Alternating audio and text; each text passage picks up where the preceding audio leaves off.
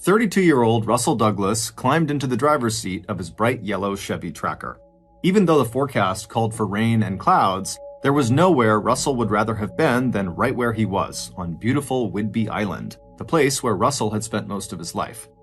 Just 35 miles long and 10 miles across at its widest point, Whidbey is the largest of 9 islands that make up the state of Washington's Island County. All of the islands are clustered amid bays and inlets inside a body of water just off the western edge of Washington called the Puget Sound.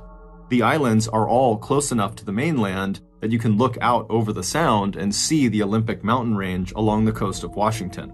But for islanders like Russell, Whidbey was a world away from the hustle and bustle and confusion of the mainland. And Whidbey's artsy little town of Langley, where Russell was spending this Christmas holiday, felt as much like a true home as the larger town further north, where he had actually grown up with his mom, stepdad, his brother, and sister. Before starting his car and heading west to the town of Freeland to run a few errands, Russell took a long look at the house he had once shared with Brenna, his wife of 9 years. Russell was not a person who had a lot of wonderful days, but on this particular morning, he was feeling better and happier than he had felt in a really long time. It was the day after Christmas, December 26, 2003, and after a 7-month-long separation from Brenna and their 2 children, it now felt to Russell like he and his high school sweetheart might actually succeed in rebuilding their marriage and their relationship. Although Russell couldn't see any sign that Brenna was watching him leave or blowing him a kiss from a downstairs window, Russell still peered up at the house from the driver's seat and gave a wave and smiled before finally starting the engine and backing down the driveway. Even as he dropped his hand back down to the steering wheel, Russell knew that he was already expecting too much from Brenna. Russell had a habit of blaming circumstances, and in particular his mother and her strict upbringing, for many of the problems he experienced as an adult. But he was not blind to his own faults. Even before their separation, his marriage with Brenna had never been easy, which was one of the reasons why they waited almost a year after their first son Jack was born to get married. Russell knew that both he and Brenna were quick to get angry at each other, and Russell's habit of self-examination seemed like a waste of time to Brenna. To her, the questions that Russell jotted down to himself, like, "Why are you so afraid to just be without Brenna?" or "Why are you holding yourself and Brenna and the kids back?" were pointless. Russell just needed to make a decision one way or the other about their marriage and about what he wanted. Russell also knew he was subject to mood swings, and that he spent more time feeling depressed than he spent feeling upbeat. But no matter what he tried, therapy, the regular exercise that kept him trim and fit, writing those notes to himself, it still never took much for him to sink into a dark place. And Russell also knew that the chance he had now to try again with Brenna might be a very uphill struggle.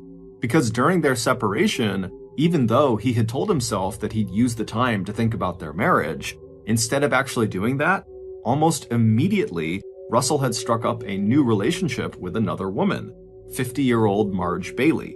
And even though their affair was over now, Russell knew it was still a huge sore spot for Brenna. But what Russell could never explain to Brenna was that that affair had actually helped him grow up and stop thinking of himself as a victim of his moods and of his overly strict and rigid upbringing. And when Russell had met Marge at a bar in the Washington resort town of Ocean Shores, shortly after he and Brenna had separated back in April of 2003, the last thing on his mind was a sexual relationship with Marge. But leaving Whidbey Island and his kids had been very difficult, and the small apartment he had rented in Renton, a suburb south of Seattle, was a typical and depressing bachelor pad, more like a storage container for his belongings than a home. And although his apartment was just 45 miles away from where Brenna lived with their kids, no sooner had Russell left the island that he felt the depression that he had always struggled with settle over him like a black cloud. So when Marge had walked up to Russell when he was sitting alone at the bar in Ocean Shores, he was grateful for her company. And right away, Russell and Marge had hit it off. It didn't take Russell long to discover that Marge was much more relaxed and open-minded than Brenna had been when it came to sex, and also when it came to Russell's own unconventional taste in clothes. If Russell wanted to wear a kilt or a sarong, a length of fabric that's tied around the waist like a skirt, that was fine with Marge. And if he wore pink spandex shorts and a gold necklace to his fitness club, that didn't bother her either. It was also fine with Marge that Russell was still married, and that he was not even sure if he wanted a divorce or not. And when Russell and Marge had finally ended their affair just a few weeks earlier, Marge had told him that if his marriage was really important to him, then he should try his best to fix it. So that's what Russell had decided he would do. According to the separation agreement that he and Brenna had worked out back in the spring, this was the Christmas that Russell was supposed to have 8-year-old Jack and 5-year-old Hannah. But when Russell had told Brenna that his affair with Marge was over, he'd also floated the idea to Brenna that he could just come to Whidbey Island over Christmas and all 4 of them, him and Brenna and their 2 kids, could spend the holiday together at their house in Langley. And Brenna had said yes. As Russell slowed down to make a left onto the main route that would lead him 13 miles west to Freeland, he looked down at his blue jeans and flannel shirt. Of course, along with agreeing to this Christmas reunion, Brenna had had a lot of other things to say as well, including the fact that she'd had enough of what she called Russell's deviant lifestyle. And by that, she didn't just mean his sense of adventure when it came to sex, but also his collection of slightly wild clothes. And even though Russell had been careful to dress in a style Brenna found acceptable during this reunion, he knew that since his arrival, he had already made at least one serious mistake. He'd been so excited about getting back together with Brenna that when he showed up for Christmas, he had given her some fancy lingerie, and inside the lingerie gift box, tucked under the folds of suggestive and flimsy fabric, he'd slipped an assortment of flavored condoms. Still, Brenna's annoyance with him had not stopped them from making love together earlier that very morning. And now, as Russell drove through some of the most beautiful landscapes in the Pacific Northwest, that voice inside him that constantly second-guessed his decisions and made him feel like happiness and contentment were always going to be out of his reach seemed to fade away. Not only was Russell back on his beloved Whidbey Island with Brenna and his kids, financially, his life was also improving.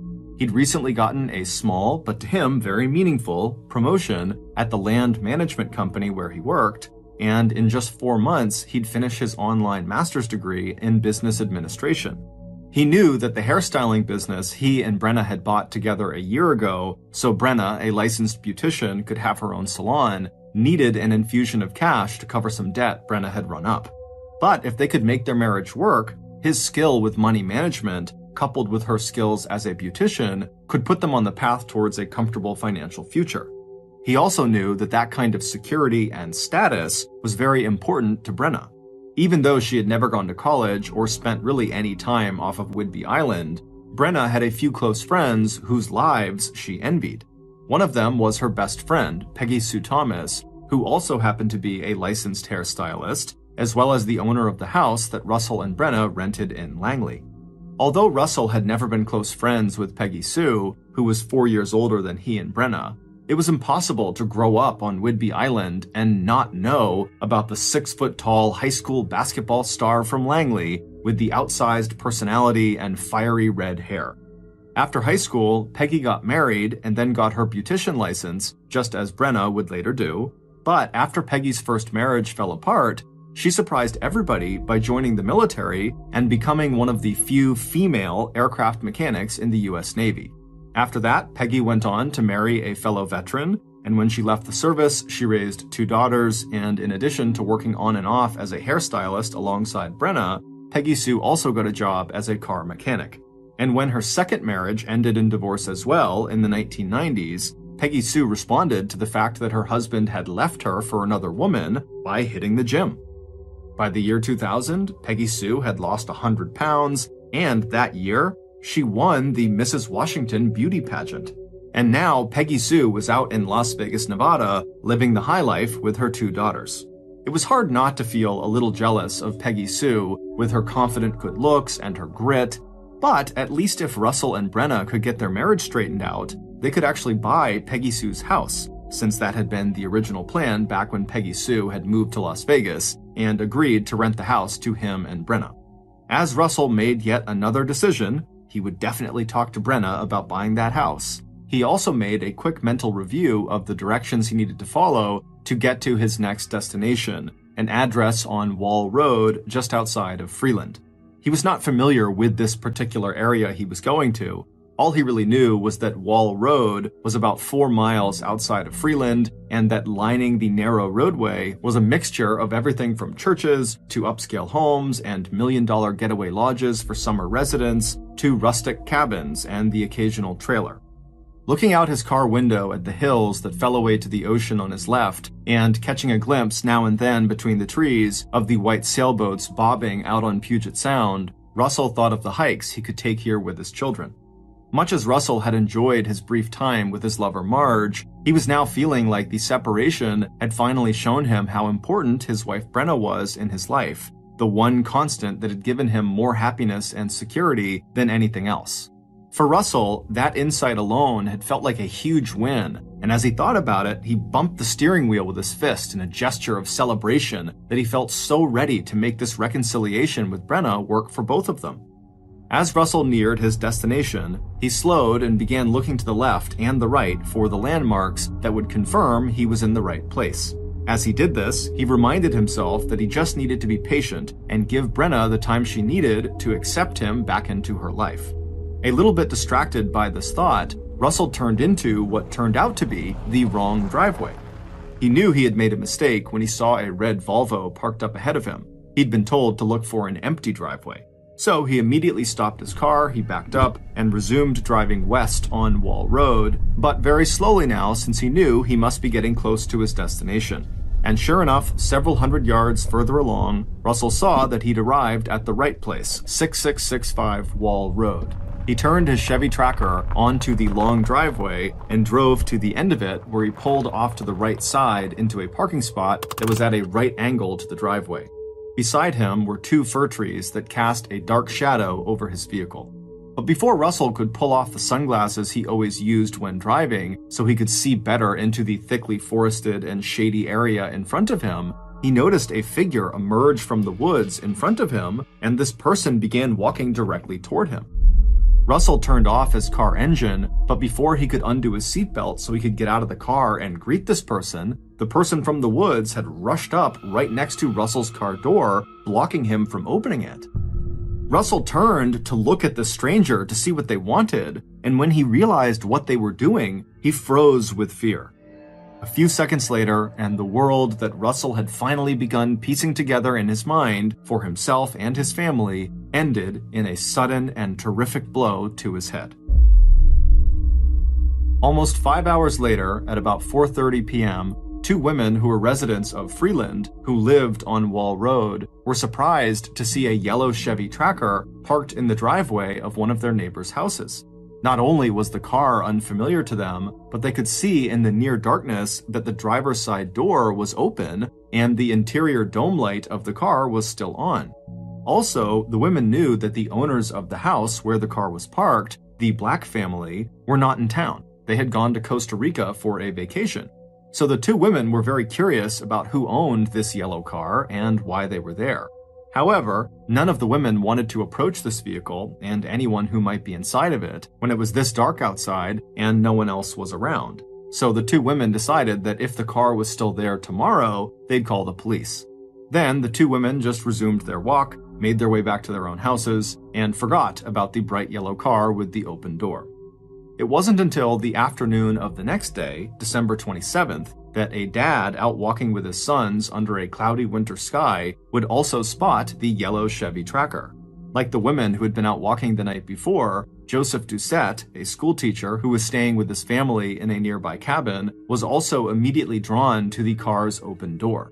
Joseph's first impulse was to walk over and shut the door before the interior light drained the car's battery, but when he called out and no one inside the car answered, he felt a sudden shiver of uneasiness, and instead of approaching the car right then, he turned around and took his kids back to the cabin.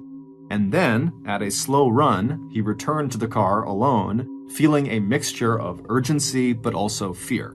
Telling himself to get a grip, Joseph took a deep breath and then walked down the long driveway. When he reached the open car door and looked inside, what he saw was so shocking and gruesome, he practically fell backwards as he tried to step away. There was a man inside the yellow car. Joseph registered that the man was young with sandy blonde hair, and that once he must have been handsome. But now, something red and sticky was hanging from his forehead, and the man's clothes were covered in blood. His head and shoulders were slumped over the steering wheel, and his hands lay in his lap, the fingers balled into tight fists.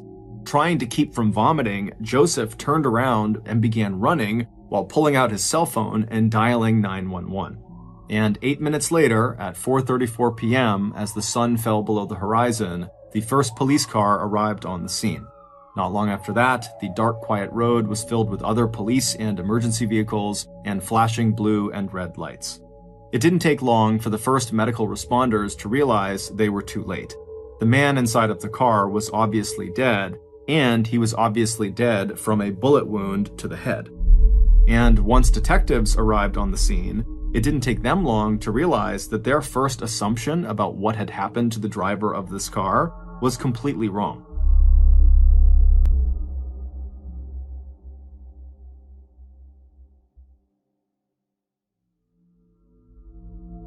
Given the fact that the residence where this man was found was not only totally isolated, but looked obviously vacant, it would turn out the black family who owned the property really had been on vacation in Costa Rica at the time, and they would tell police they were not expecting anyone to be on their property while they were gone. And the fact that the driver was still buckled into his car seat, Detective Mike Plumberg's initial theory was that this must have been a suicide, that this man found this isolated place and this is where he took his life. Violent crimes on Whidbey Island were rare, but the suicide rate among islanders was actually pretty high, especially over the holidays. But even with the help of portable lighting that police used to illuminate the area around the car, officers could not find the one item that would even make suicide in this case a possibility, and that was the gun that had fired the fatal shot. But tucked away between the driver's seat and the door frame, Detective Plumberg did find the one item that would eventually prove critical to solving what he now realized was a homicide: the spent shell casing from a gun later identified as a .380 caliber Bersa pistol. Figuring out who the victim was did not take long. Whidbey Island was a small place where pretty much everyone knew each other. So when detectives examined the wallet inside the pocket of the dead man's pants, they recognized both his name and the Langley address printed on his driver's license. In the picture that stared back at them from the license, they recognized what was left of the driver's face. The murder victim was 32-year-old Russel Douglas. By 10 o'clock that night, the detectives were ready to clear the crime scene.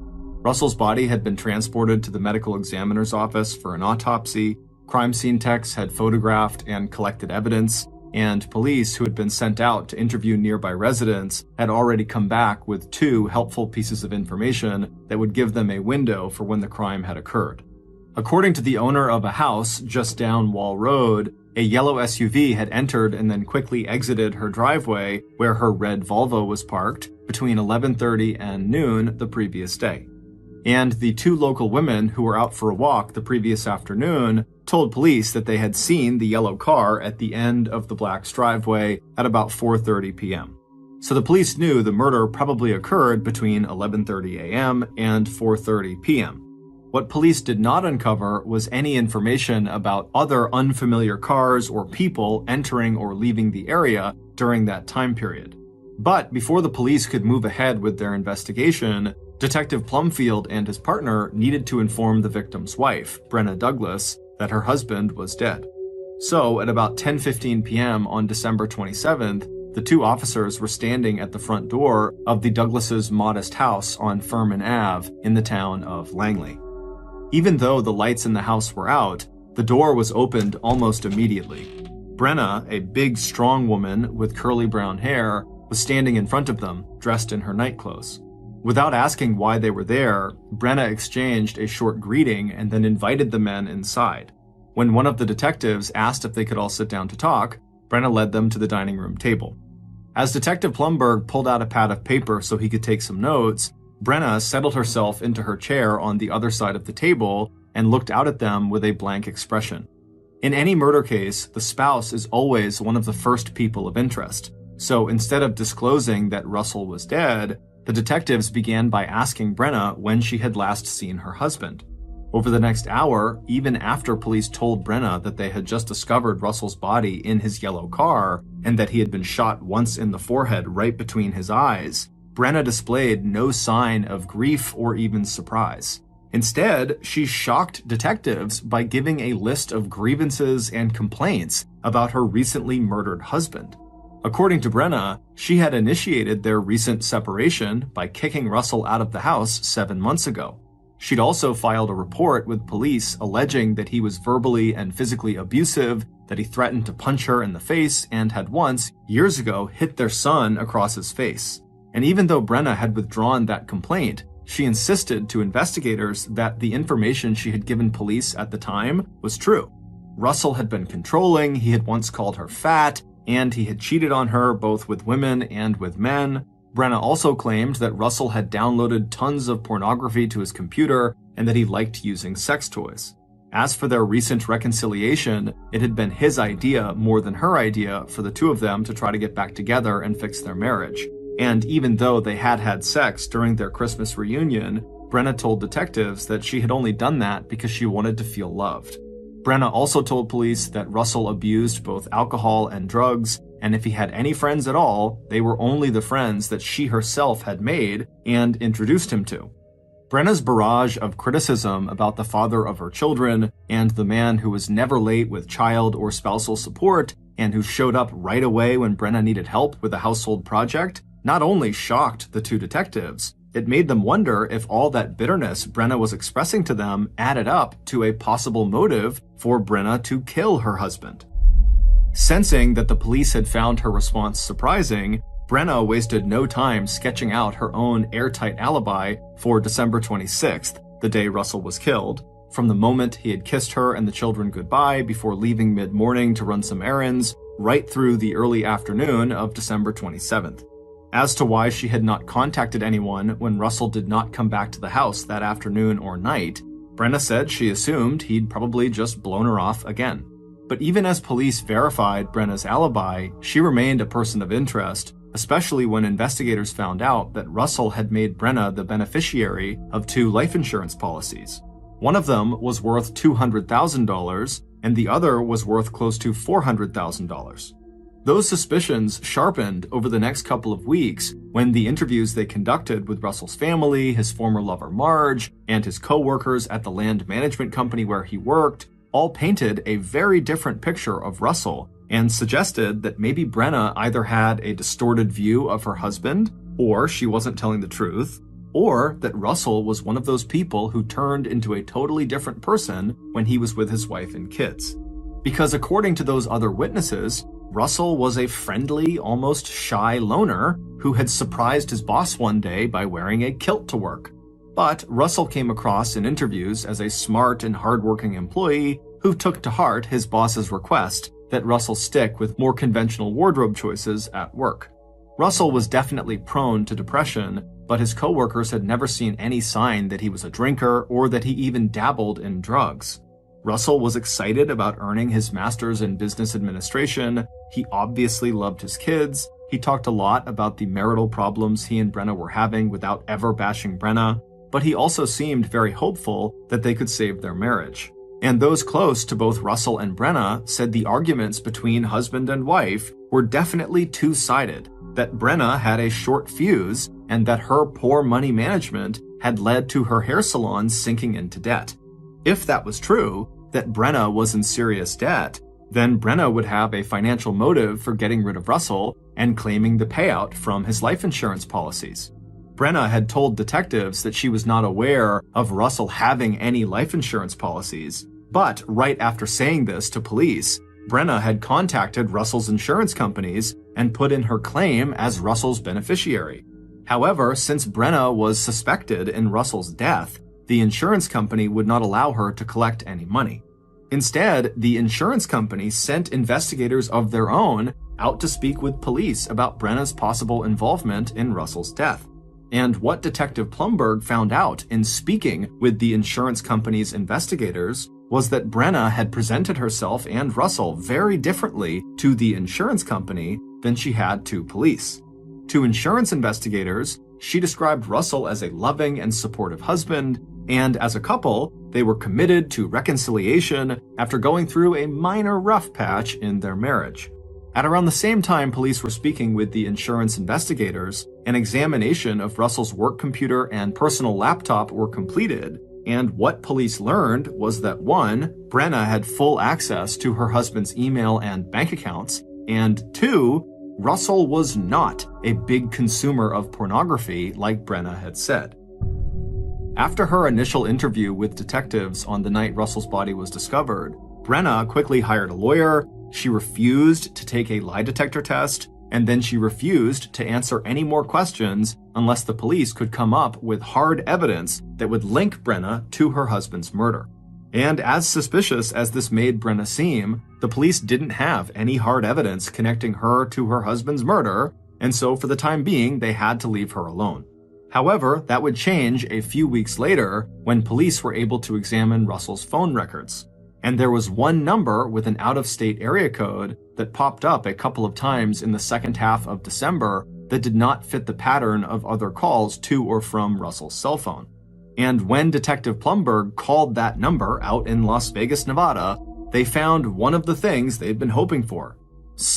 Anyone who had a link to both the victim, Russell, and to their person of interest, his wife, Brenna. That person turned out to be none other than Peggy Sue Thomas, Brenna's best friend, who had moved off Whidbey Island back in 2000. That's when Peggy had gone to Las Vegas to compete in the Continental Mrs. USA pageant. Although Peggy Sue had won the evening gown competition and impressed judges with her stint in the Navy as an aircraft mechanic, she had not won the title. But during that competition, Peggy Sue had fallen in love with the bright lights and big city feels of Las Vegas. That's when she rented her house to Russell and Brenna and moved with her 2 daughters to Henderson, Nevada, just outside of Las Vegas, where Peggy now made a good living as a glamorous limousine driver with a loyal clientele of high rollers and big tippers. Peggy told detectives that she and her boyfriend had been out to Whidbey Island over the Christmas holiday, and that she, Peggy, had seen Russell at his apartment just outside of Seattle on December 23rd. But she had only seen him long enough to hand him a Christmas gift that was for his wife, Brenna. That's what the 3 phone calls that the police had seen in the phone records were about. Peggy had called Russell to arrange this gift exchange, but when he didn't answer that call, the 2 of them had kind of played phone tag for a little bit before they did connect and make their plans. As for Peggy Sue's boyfriend, Jim Huden, he was also a native of Whidbey Island, but he'd left the island years ago after he had struck it rich selling a computer program he had designed to the computer giant Microsoft. And although Peggy Sue and Jim had spent Christmas together in Washington State, Jim had not come with her to see Russell on the night of the 23rd to deliver the package for Brenna. Peggy Sue admitted that most of what she knew about Russell was secondhand information she had gotten from his wife and her best friend, Brenna, and almost all of it was very negative about how terrible Russell was. However, Peggy Sue would tell police that during her brief visit with Russell on the 23rd, he was very nice and seemed happy and excited about spending Christmas with Brenna and the kids. By the time the call ended with Peggy Sue, Detective Plumberg had started to wonder if Russell's murder would ever be solved, because every lead they followed up on seemed to turn into a dead end. By June 2004, 5 months after Russell's murder, and with no fresh or promising leads, Detective Plumberg decided to go back and review the entire investigation. But it wouldn't be until the end of July, a full 7 months after Russell had been shot at point-blank range, that police would get the first of a string of tips that would eventually break the murder case wide open. And the first of those tips would come so far out of left field that at first, Detective Plumberg literally could not believe what he was hearing. On July 26th, the Island County Sheriff's Office picked up a call from a man who asked them if they had any information on an unsolved homicide that had happened around Christmas the year before, in 2003. When the detective who had answered the call replied that they did have such a case, the caller went quiet. After a few long seconds, the man told the investigator that he had information, but he was, quote, scared to talk about it. Over the next several days, this caller, who initially refused to give police his name or his location, would eventually give Island County detectives his own name, Bill Hill, and the name of a person who Bill said had first-hand knowledge of who killed Russell Douglas. After chasing down so many false leads and dead ends in this murder investigation, Detective Plumberg was very skeptical of this story. But as more and more details showed that Bill wasn't just getting his information from news stories, the detective got more and more interested. And by August 4th, 2004, just a week after Bill had made his first call to the Island County Sheriff's Office, Detective Plumberg and his commander were on a plane headed to Florida to talk with Bill's mysterious person of interest. At the same time, 2 other detectives were on a plane headed to Las Vegas to have another chat with Brenna's best friend, Peggy Sue Thomas. Once Detective Plumberg and his commander arrived in the small town of Punta Gorda on the southwest coast of Florida, they wasted no time following up on the tip they had received from Bill. Not only were they very eager to talk to this mystery witness, they were also eager to get back out of Florida before the big storm system that was forming out over the Caribbean Ocean just off the coast of Central America turned into a hurricane. But just a few hours after knocking on the door of this new person of interest, Detective Plumberg was once again feeling defeated and more confused than ever. Their mystery witness had been more than willing to talk with the detectives and had even gone with them to the local Punta Gorda police station for questioning. But they denied knowing anything about what happened to Russell and were flabbergasted when they were asked if they were involved in the murder. Their response to that question was, "Why would I do that? What possible motive could I have?" And in truth, Detective Plumberg was secretly thinking the same thing. It didn't make any sense. Plus, he knew that police had no hard evidence at all that could link anyone, including this new mystery person in Florida, to Russell's murder. An hour later, the interview was over, and Detective Plumberg's mystery witness had left the police station and returned home. The only good news for the Washington Island County detectives was that they'd still managed to fly out of Florida ahead of the storm. And they were lucky because by August 9th, just a few days after they had left, that storm had turned into a Category 4 hurricane that headed straight into Florida's southwestern coast and the town of Punta Gorda, where they had been. Meanwhile, the team of Island County detectives who had headed to Las Vegas had hit a similar dead end. In his conversation with Island County investigators, the caller, Bill Hill, had mentioned the name of a woman named Peggy, as well as the name of another woman, Brenna. Bill had told police that he'd heard both names mentioned in connection with Russell's murder. With Brenna no longer talking to investigators, Detective Plumberg had wanted his officers to speak again to Peggy Sue, and this time in person and on the record. But Peggy Sue said she had no information for County Island officers. She was also outraged at the sight of detectives showing up with a search warrant at her house in Henderson, Nevada. Peggy Sue watched as police searched everywhere in her house for any evidence that she had lied to police when she described her meeting with Russell on December 23rd at his apartment. And after the police could find no evidence, the very frustrated investigators began asking Peggy Sue about her boyfriend, Jim Huden, and his possible connection to Brenna or Russell Douglas.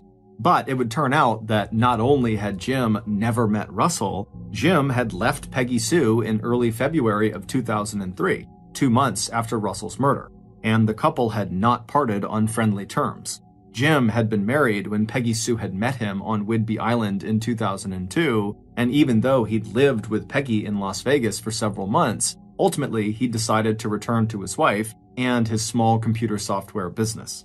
That said, Peggy Sue could still account for their movements on the day Russell was killed, December 26, 2003. And she even managed to locate some old receipts from that day to show detectives exactly where they had gone on Whidbey Island before leaving Washington State late that night to return to Nevada. When detectives pressed Peggy Sue on having a financial motive for killing Russell, maybe she was going to split his life insurance policy with her good friend Brenna, Peggy pointed out that she already made a very comfortable living, so why would she do that? So, a few days later, Island County detectives came back from Nevada as empty-handed as Detective Plumberg had been when he came back from Florida. But 15 days later, on August 18, 2004, all of that would change. That was the day that the local Whidbey newspaper ran a news story based on unofficial sources that mentioned that former Whidbey Island residents Jim Hewden and Peggy Sue Thomas were persons of interest in the ongoing investigation into Russell Douglas's murder. And on August 19th, one day later, yet another person who said they knew something about the case stepped forward. This time, it was a former police officer named Keith Ogden who lived in New Mexico. Keith, who had heard about the news story from a cousin who lived on Whidbey Island, would tell Island County investigators a story that put everything they had heard on their recent trips to Florida and Nevada in a whole new light. Because not only did Keith have the name of the likely murderer, he also had the weapon that was likely used to kill Russell Douglas. It was the .380 Bersa pistol, and ballistic tests would soon confirm that the markings on the shell casing found at the crime scene and the bullet that had been removed from the inside of Russell's skull exactly matched the grooves on the inside of that gun. The murder weapon, combined with the stories police now had from both Keith and their other informant, Bill Hill, finally allowed Detective Plumberg and his team of investigators to identify Russell's killer. Based on that information, here is a reconstruction of what happened to Russell Douglas on December 26, 2003. On that morning, Russell took special pleasure in the time he was spending with his family. Their Christmas celebration the day before had been everything he could have wished for. After arriving in Langley on Christmas Eve, Brenna had taken his car to the store and bought pies and other fixings for the Christmas dinner they planned to share the next day with Brenna's widowed stepfather. And except for Russell's gift of lingerie to Brenna, the other gifts he had brought for his family, especially the new Xbox video game console he'd bought for Jack, turned out to be nothing short of inspired. After Brenna's stepfather left at 5 or 6 p.m., Russell and Jack played Xbox while Brenna and Hannah watched a movie together. Once the kids were in bed, Russell was allowed into Brenna's room where they watched a movie together in bed and then fell asleep. And then on that morning, the 26th, he and Brenna made love. Now, having eaten breakfast with the kids, Russell was getting ready to go out and run a few errands. In fact, he had arranged a surprise for Brenna, one that he knew would make her happy. So, at about 10:45 or 11 a.m., Russell gave Jack, Hannah, and Brenna each a kiss and a hug before leaving the house and climbing into the driver's seat of his yellow Chevy Tracker. Whether anyone inside the house saw him or not, it felt good to wave at the house where his family lived before he pulled out onto Furman Ave and headed west toward Freeland. Russell's killer had chosen the time of their rendezvous very carefully. They had given Russell clear directions, and they also knew that Russell was very punctual, and if anything, he might arrive a little early. But the killer was in place and ready well before Russell arrived. The killer had only test-fired the Bersa pistol a few times, but at close range, they figured it would be nearly impossible to miss. Right on time, the killer heard the sound of an approaching car, and so before Russell pulled into the driveway, the killer stepped back into the shadows and waited. A moment later, Russell pulled his yellow Chevy Tracker into the long driveway that led to 6665 Wall Road. Now that he saw how out of the way this place was, he wondered why on earth they hadn't agreed to meet somewhere closer to Langley. Still, Russell had enjoyed the drive, and except for his wrong turn into that driveway up the road, he hadn't really had any trouble finding their meeting spot. Anyway, it would make a good story to tell Brenna, since she was the reason he was here in the first place. Almost as soon as Russell had pulled into that parking spot and turned off the car engine, he saw a figure in front of him step out of the woodline. With the sunglasses still on, it was hard to make out this person's face, but Russell figured it had to be the woman he was here to meet. How many other women were 6 feet tall on Whidbey Island? But before Russell could unbuckle his seatbelt and step out of the car to greet Peggy Sue, this person from the tree line had rushed over to his vehicle and stopped right outside of his car door, kind of blocking him from getting out. And so as they did that, Russell turned and looked at them and realized very quickly this person was not Peggy Sue. He didn't know who this person was. Instinctively, Russell just started to roll down his window to ask this person what they wanted. But as he was rolling the window down, Russell suddenly froze, because this stranger was now holding a pistol.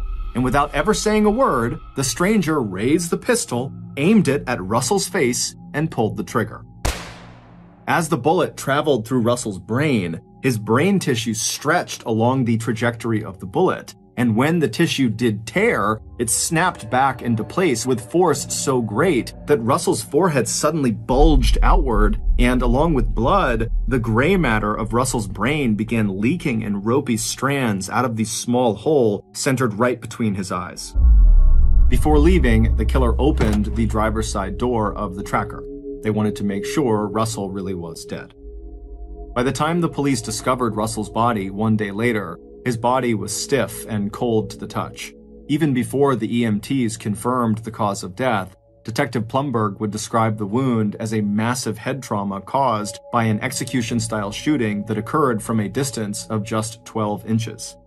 It would turn out Russell's killer was Peggy Sue's boyfriend, Jim Huden.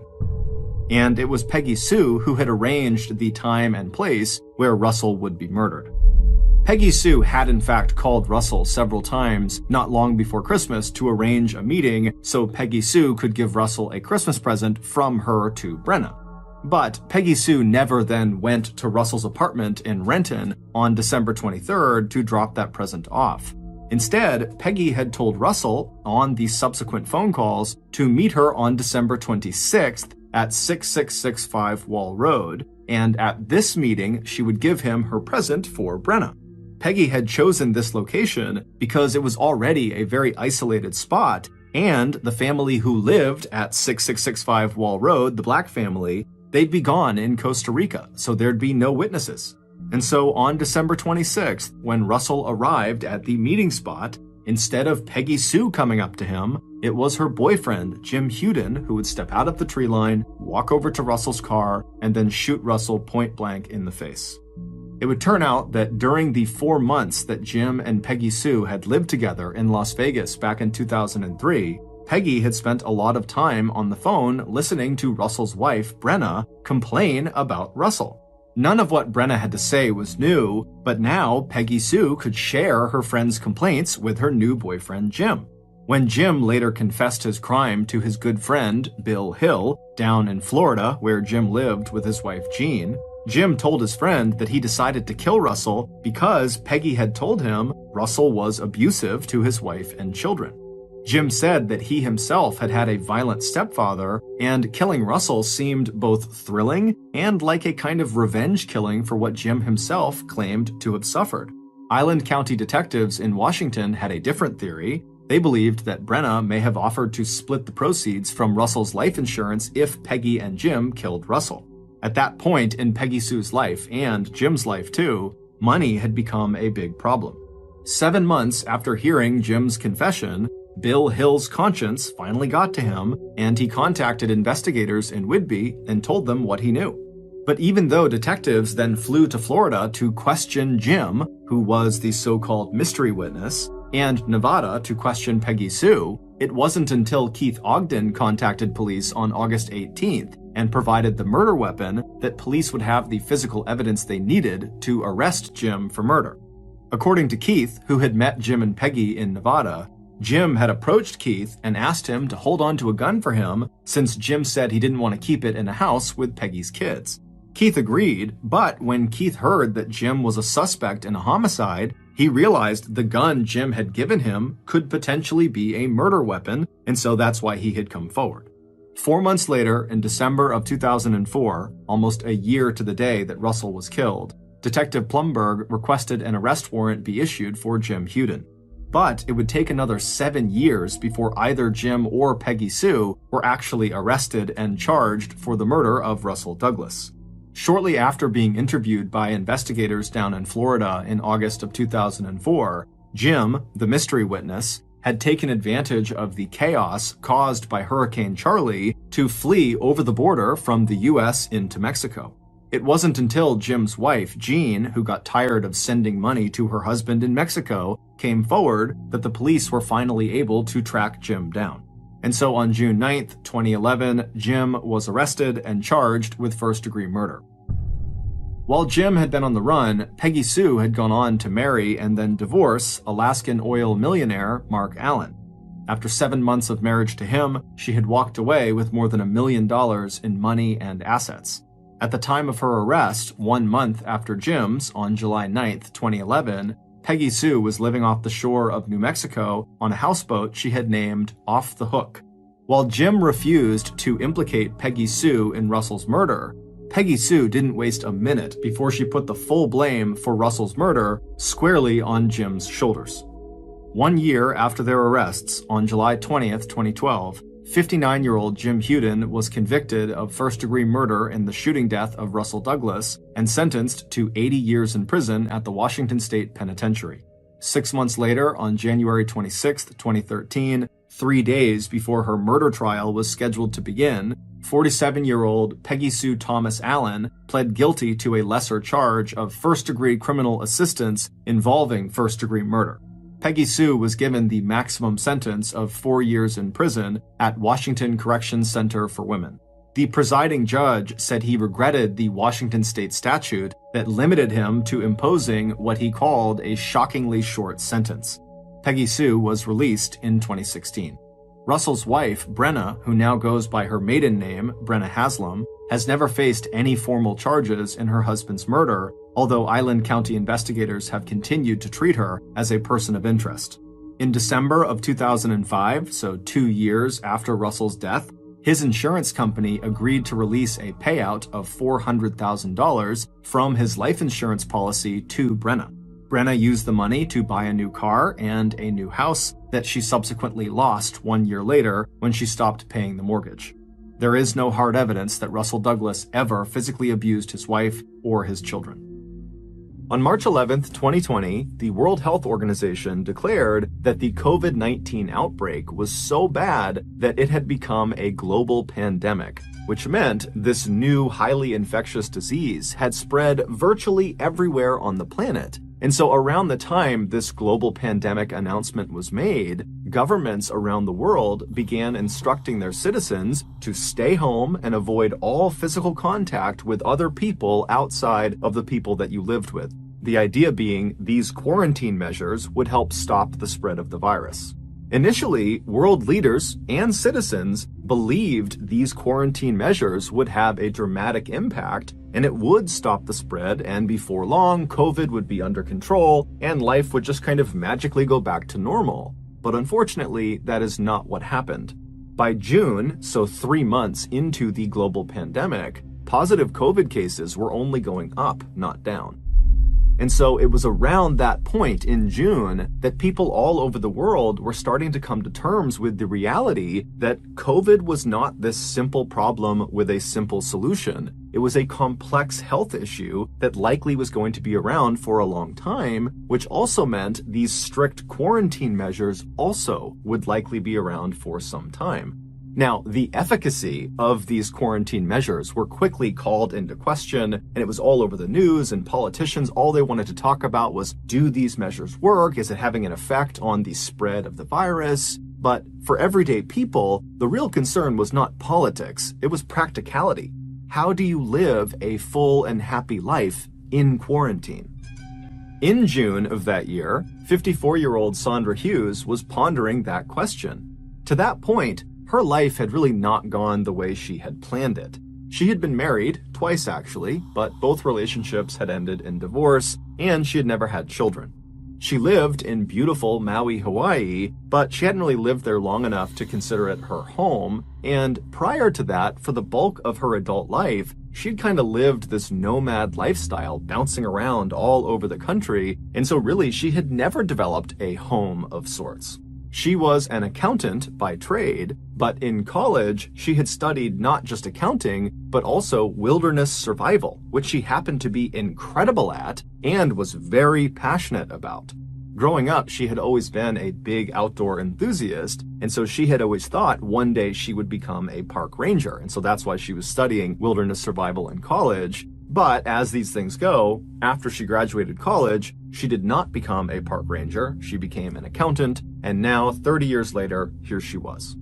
However, in June of that year, with COVID quarantine restrictions putting her and everyone else's life basically on pause, Sandra suddenly saw an opportunity, and that was to embrace this break from reality and spend this strange time in history back out in nature, getting back in touch with her roots as an outdoor survivalist. And so at the end of that June, Sandra would sell her place in Maui and she would move to Madera County, California, which is located smack dab in the center of California, situated just south of Yosemite National Park and just north of the Sierra National Forest. Then on June 26th, after Sandra had gotten settled in her new place in California, she would contact her family and tell them that she planned on going on this extended solo camping trip in the Sierra National Forest and that she would be in touch with them in the coming weeks when she was back out. To Sandra, this trip was going to bring her lots of happiness and fulfillment, and it was going to allow her to continue to adhere to quarantine guidelines because she'd be all alone. Shortly after speaking with her family on the 26th, Sandra loaded up all of her camping equipment into her silver Saab sedan, and then she would drive from her place south and then east a little over an hour until she was deep inside of the Sierra National Forest. At some point, she would leave the main road and she would hop onto a bumpy dirt road that kind of wound through the forest, and that road would bring her out to an area called the Johnson Meadows. The Johnson Meadows are absolutely gorgeous. It looks straight out of a postcard. It's basically a stretch of beautiful green meadows, and then around the perimeter of those meadows are the thick trees of the Sierra National Forest, and then beyond those trees are the snow-capped Sierra Mountains. But despite its beauty, the Johnson Meadows are actually fairly dangerous. It's a very isolated part of the Sierra National Forest, and there are lots of cougars and bears and other natural hazards in the area, so it's not really a place you go unless you're prepared to be there. And Sandra was certainly that, both in terms of her survival experience and the gear she brought with her. So when Sandra drove her car right up to the edge of the Johnson Meadows, she parked her car off to the side of the road so as not to block the road, and then she got out, she collected her things from the trunk, and then she threw it over her shoulder and began hiking into the middle of the Johnson Meadows to look for a place to set up her campsite. 6 days later, on July 2nd, some hikers came out of the tree line into Johnson Meadows and began walking across the center of it. And as they're walking along, they notice up ahead what looks like a tent and a campsite. They don't see anybody near it, but they clearly see someone is camping in the middle of Johnson Meadows. And so this is totally not unusual. Lots of people go hiking and camping in this area. And so these hikers just began kind of creating a wide berth around this person's campsite because they didn't want to cut right through the middle of it as they went across the meadow. But as they're making this kind of wide berth around this campsite, they looked over at it, and as they passed by it, they noticed that the campsite was definitely abandoned, and it looked totally destroyed, like a tornado had crossed right across it. And so when they were parallel with this campsite, the hikers decided to actually go over and look at it and see what was going on. So they walked over to this campsite and they're looking around and they see there's a backpack that's clearly been dumped out and all of its contents are strewn around all over the ground. There's unopened cans of food, there's papers and documents, the tent is in ruins. I mean, the place is just a total mess. And so the hikers didn't really know what to make of this. They couldn't tell if a person had kind of intentionally ransacked this site or if maybe an animal had come through. But as a precaution, they marked down on their map where this destroyed campsite was, and then they hiked out of the forest, and when they were back in cell phone range, they called the Madera County Sheriff's Office and they reported the site.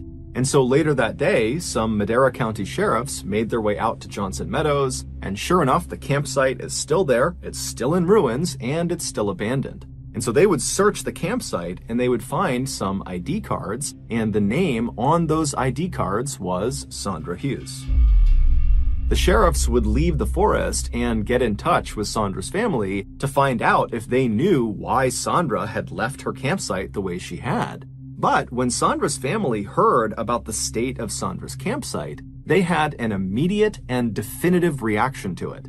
They told the sheriffs that Sandra was incredibly environmentally conscious and was very cleanly, and so she would never, ever leave her campsite looking that way on purpose. Something else had to have happened. The family would also tell the sheriffs that they had not spoken with Sandra since the 26th when she started her trip, and so they had no idea where she could be now.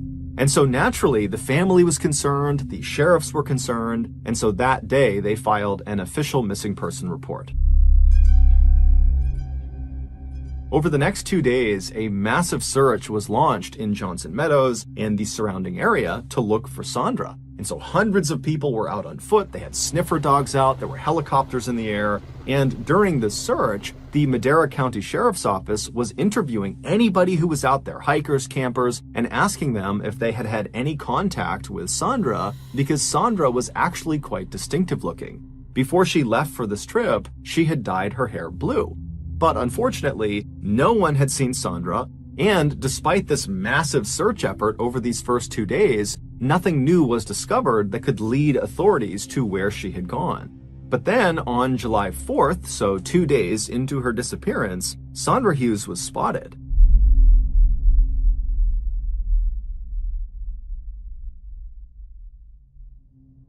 Some hikers were cutting through the Johnson Meadows area, and they saw this woman who was just standing off to the side of the meadow. She was by herself. She had no gear with her. She was barefoot. She had a black shirt on. She had blue jeans on. She had a bruise on her face, and she was just kind of standing there as if she was waiting for something. And as these hikers walked past her, they definitely noticed her, but she didn't wave them down. She didn't act distressed. She didn't look like she needed any help. They just kind of saw this person minding their own business, and they walked right on past her. It wasn't until those hikers got to the parking lot that they saw all these missing person flyers out for Sandra Hughes, and they would see the picture of Sandra, and they would see her distinctive blue hair, that they would say, oh my goodness, the barefoot woman we just saw standing in the forest is Sandra Hughes. And so the hikers called the sheriff's office. The sheriff's office got really jazzed up. They headed out to where they had claimed to have seen her, but there was no sign of her, and there was nothing left behind that would indicate where she might have gone. The following day, on July 5th, Sandra's vehicle was located, but Sandra was not with it. It was found 5 miles north of where her destroyed campsite was in Johnson Meadows, and the vehicle was actually at the bottom of a ravine, and this ravine was right next to a winding forest road. And so after looking at the damage on the front of the car, authorities believed Sandra was driving the car on that road and then hit a tree, and then she rolled off the embankment down to the bottom of the ravine. There was no blood inside the vehicle, so it wasn't immediately clear if this accident had actually done any physical harm to Sandra. But the most significant thing about the discovery of this vehicle was the state of Sandra's personal effects that had been in the vehicle. Clearly, after the vehicle had come to a stop at the bottom of the ravine, someone had pulled out all of the things inside of the car, all of Sandra's personal things, and kind of thrown them carelessly all over the forest floor, as if they were kind of rummaging through her car looking for something, throwing things as they went. And the Madera County sheriffs couldn't help but think that this was eerily similar to how her campsite looked in Johnson Meadows, where all of her personal effects had just kind of been chucked all over the place. At this point, authorities did not believe Sandra was actively trying to evade them. Instead, they thought, maybe Sandra got hurt, maybe back at the campsite or even during this car accident, and the injury has impaired her cognitive abilities, and so now, maybe she's lost in the woods and doesn't know what's going on. There was some discussion about foul play maybe being involved, but that was largely discounted. And so a decision was made to just leave her vehicle where it was at the bottom of the ravine, thinking, maybe Sandra is going to come back to this vehicle, and maybe that's why all these things have been strewn around, because she's coming back and looking for something. And so authorities left a note in the window of her vehicle that said, hey, Sandra, we're looking for you. Please call this number if you see this. And then at the bottom of this note, it said, your family really misses you. The search for Sandra would continue over the next several days with a new focus around the area where the car had been found, but nothing new was discovered.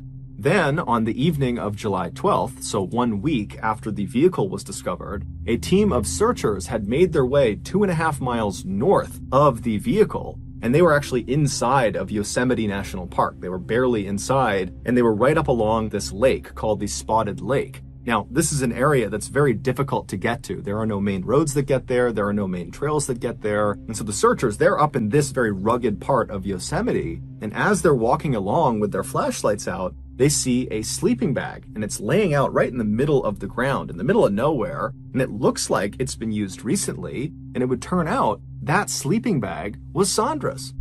But again, when they brought all the searchers out to that area and they searched all around the spotted lake and all over this area, there was no sign of Sandra. At this point, authorities were totally baffled. On a map, Johnson Meadows, where her first campsite was, then her vehicle, and then this sleeping bag were all more or less in a straight line going south to north.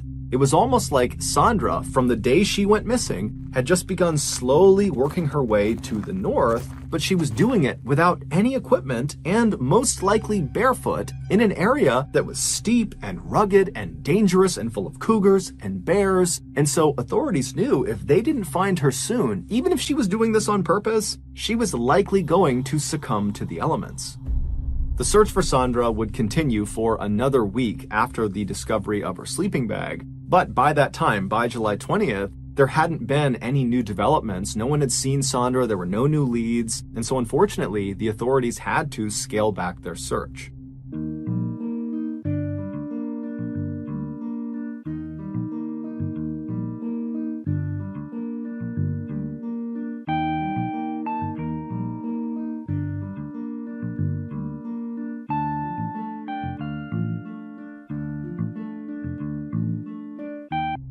About 3 weeks later, on August 9th, two hunters were driving down this very desolate forest road, located several miles to the east of where Sandra's car had been found. And as they're driving along, they turn this corner, and as soon as they do, they look up ahead and they see there's this woman.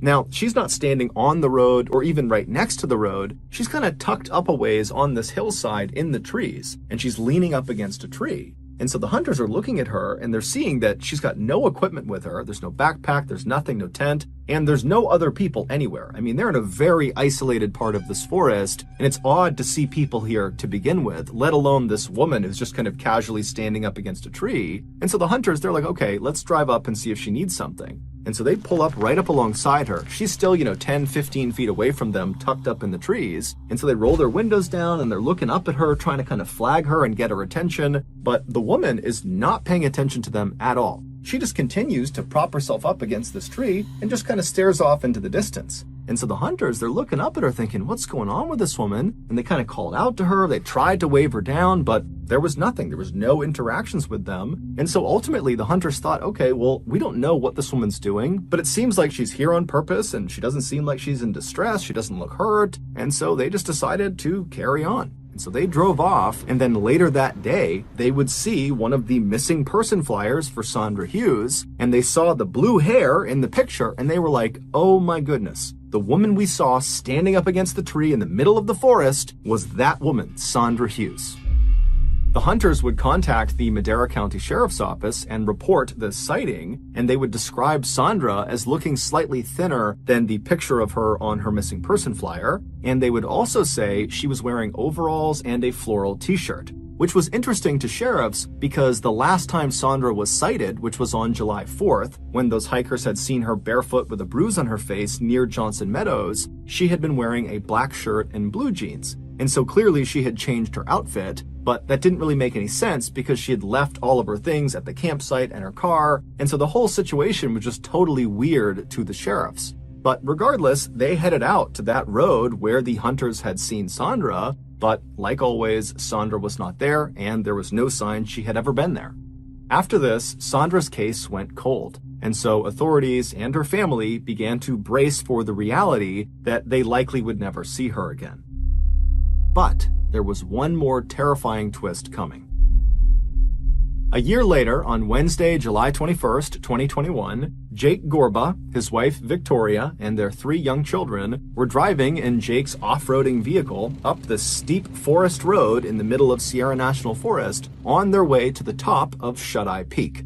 Shut-Eye Peak is a mountain in the Sierra National Forest with stunning panoramic views from the top, and it's located about 5 miles to the south of Johnson Meadows, where Sandra's first campsite was discovered.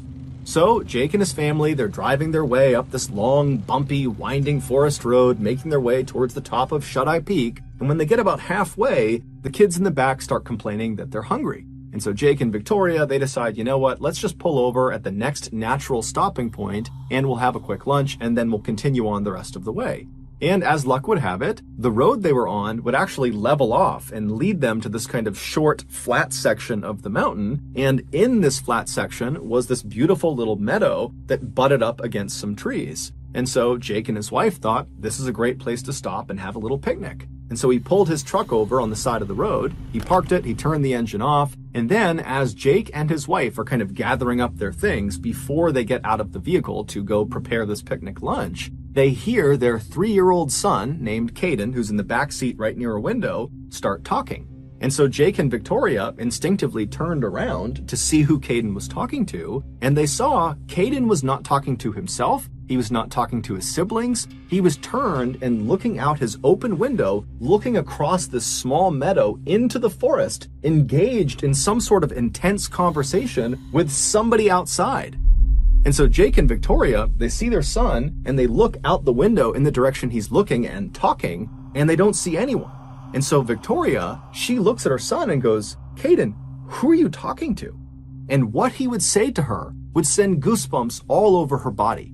And in fact, what would happen over the next several minutes from that point onward was so unsettling that Jake and Victoria decided, you know what? We're not going to the top of Shut-Eye Peak. We're turning around and we're leaving. And so they would speed out of the forest and they would get back home. And that night, Victoria would make a Facebook post about what her son said and this terrifying ordeal they experienced on Shut-Eye Peak, and she would post it. And that night, the Madera County Sheriff's Office would reach out to Victoria via a Facebook message, and they would tell her, "Hey, we saw your post. Can we please speak to you and your son?"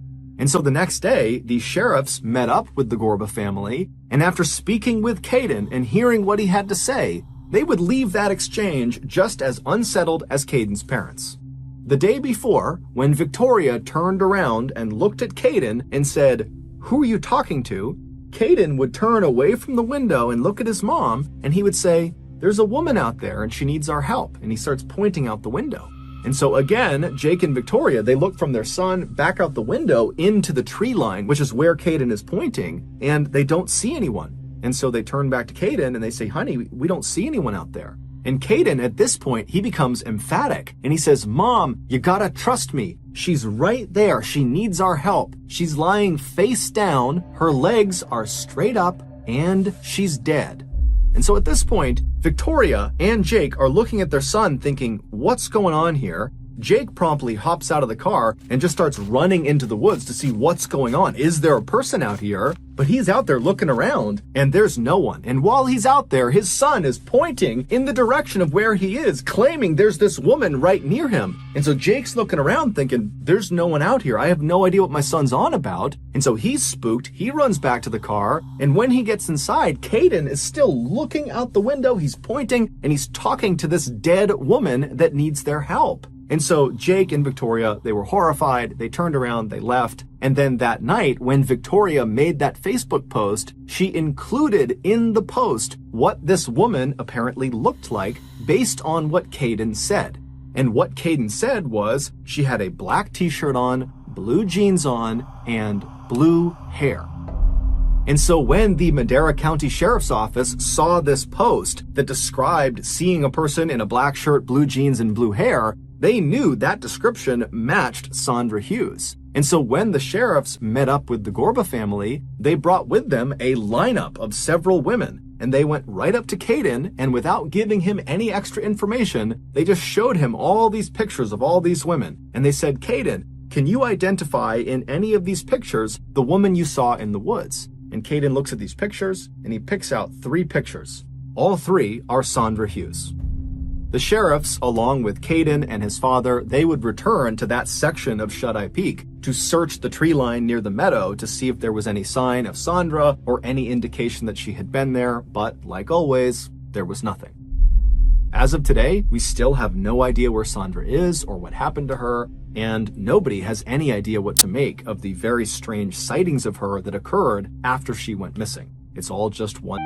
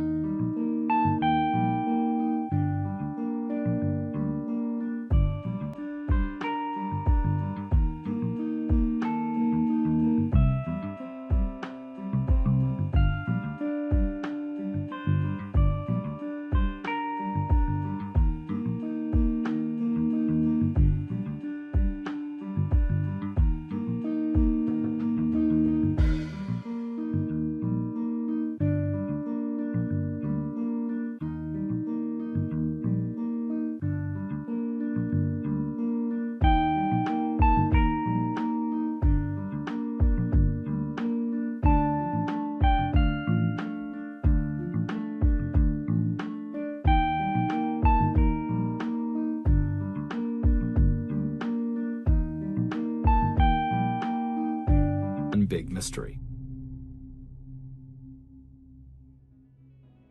Thank you for listening to the MrBallen podcast. If you got something out of this episode and you haven't done this already, please sign the 5-star review button up for your very casual, very friendly, slow machine pitch baseball league. But when it's their turn at bat, switch the machine out for a grenade launcher. Also, please subscribe to the MrBallen podcast on Amazon Music, because starting November 1st of this year, 2022, our podcast is only going to be available on Amazon Music. However, from now until November 1st, you can still get the podcast on all platforms. This podcast airs every Monday and Thursday morning, but in the meantime, you can always watch one of the hundreds of stories we have posted on our main YouTube channel, which is just called MrBallen. We now have a registered 501c3 charitable organization called the MrBallen Foundation that makes it as easy as possible for you to join me, my family, and my team in supporting those whose lives have been most impacted by violent and heinous crimes. Monthly donors to the MrBallen Foundation Honor Them Society will receive free gifts and exclusive invites to special live events. But the real reward is helping to create a new ending to the story for victims of violent crime. Go to MrBallen.Foundation and click Get Involved to join the Honor Them Society today. If you want to get in touch with me, please follow me on any major social media platform and then send me a direct message. My username is just @MrBallen, and I really do read the majority of my DMs. Lastly, we have some really cool merchandise, so head on over to shopmrballen.com to have a look. So that's going to do it. I really appreciate your support. Until next time, see you.